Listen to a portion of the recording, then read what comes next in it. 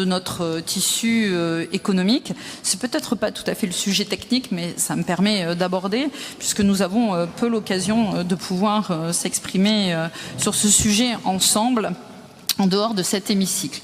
En avril dernier, j'avais eu l'occasion d'exprimer notre position favorable à l'organisation de ce forum. Je le redis, nous considérons qu'il est utile de soutenir tous les événements qui participent au rayonnement international de Bordeaux, et ce forum en fait naturellement partie. Mais déjà à cette occasion, je vous avais adressé une remarque. Le soutien à l'économie sociale et solidaire, aussi important soit-il, et je peux vous l'assurer, ne peut à lui seul tenir lieu de politique de développement économique. Dans notre groupe, depuis plusieurs années, nous déplorons que la ville ainsi que la métropole se focalisent quasi exclusivement sur ce seul secteur de l'ESS.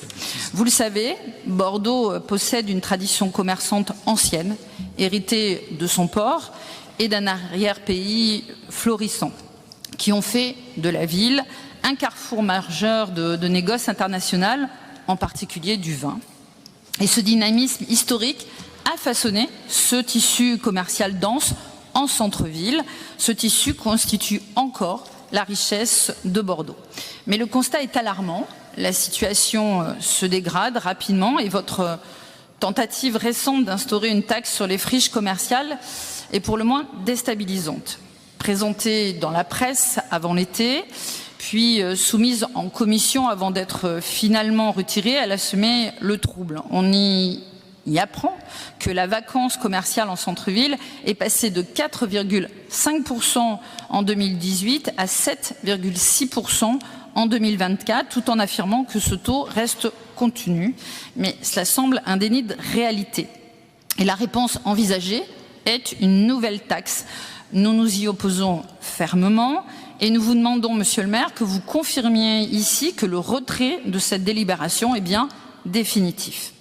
À cela s'ajoute un autre sujet d'inquiétude, la demande que vous avez formulée auprès du Premier ministre concernant l'encadrement des loyers commerciaux. Cet encadrement aurait, ou en tout cas cette question aurait mérité un débat préalable. Nous avons peur qu'elle risque de faire peser une triple menace sur les commerçants.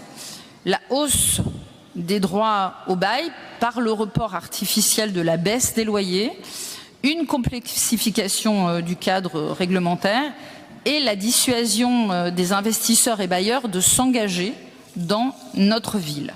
Vous ne rassurez pas les commerçants, vous les insécurisez. Je prendrai d'ailleurs un exemple concret en la matière. Avant l'été, je vous alertais sur les difficultés de livraison en secteur borné. Les commerçants ne peuvent pas être livrés après 11 heures, créant une concurrence déloyale avec les grandes plateformes en ligne, dont les livreurs peuvent circuler et livrer à n'importe quelle heure les particuliers sur l'ensemble du territoire bordelais.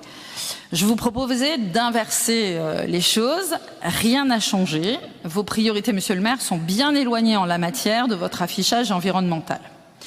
Aux côtés de ce forum mondial, je vous réitère notre proposition d'organiser un forum local de l'économie bordelaise et girondine permettant de rassembler les acteurs des filières stratégiques de notre territoire. Je pense à la filière viticole, à la filière aéronautique et à la filière touristique, un secteur qui est très inquiet face à certaines de vos déclarations.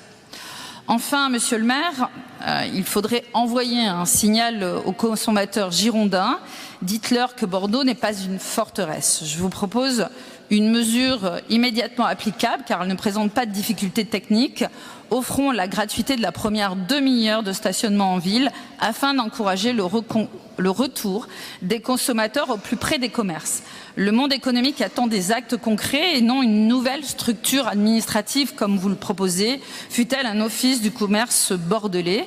Bordeaux mérite une politique économique à la hauteur de ces enjeux, au service de toutes les filières, de tous ces commerçants qui ne peuvent pas vivre seulement grâce aux clients intramuros et de tous ses habitants. Je vous remercie.